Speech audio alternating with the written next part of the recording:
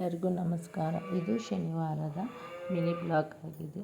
ಮೊದಲನೇದಾಗಿ ನಾವು ಸಾಂತ್ಲ ಆಂಜನೇಯ ಹಬ್ಬದಪ್ಪ ನಮ್ಮ ಮನೆದೇವರಿಗೋಸ್ಕರ ಇನ್ನೇ ಎಮ್ಮೆ ಇರುತ್ತಲ್ಲ ದರ್ಶನ ಪಡ್ತೀವಿ. ಇದೇ ಆಂಜನೇಯಗೆ ಕುಂಕುಮ ಪೂಜೆ ಮಾಡಿದರು ಮತ್ತು ಅರ್ಚಕರು ಇದ್ದರು. ಅವರೆಲ್ಲ ಮಂಗಳಾರತಿ ಎಲ್ಲ ಕೊಟ್ಟಾದಮೇಲೆ ನಾವು ಒಣ್ಣಕ ಮಾಡಿಸ್ಕೊಂಡು ತದನಂತರ ಸ್ವಲ್ಪ ಹೊತ್ತು ಕೂತ್ಕೊಂಡು ಅದಾದಮೇಲೆ ನಾವು ಭೂತಪ್ಪ ಅಂತ ಅಲ್ಲೇ ಸ್ವಲ್ಪ ದೂರ ಆಗುತ್ತೆ, ಅಲ್ಲೇ ಆದಂಥ ನಾವು ಏನೇ ಕೇಳಿಕೊಂಡು ಕೂಡ ಅದು ಆಗುತ್ತೆ ಅನ್ನೋ ನಂಬಿಕೆ ಜನರಲ್ಲಿದೆ. ಅದು ಮತ್ತು ಸ್ವಲ್ಪ ಅದ್ರ ಪಕ್ಕದಲ್ಲಿರುವಂತಹ ಚೌಡಮ್ಮ ದೇವರು ಆದ್ರೂ ತುಂಬಾ ಪವರ್ಫುಲ್. ನಮ್ಮ ಮನೆ ಮಾತ್ರ ಚೌಡಮ್ಮ ದೇವರು ಅಂದರೆ ತುಂಬಾ ನಂಬಿಕೆ.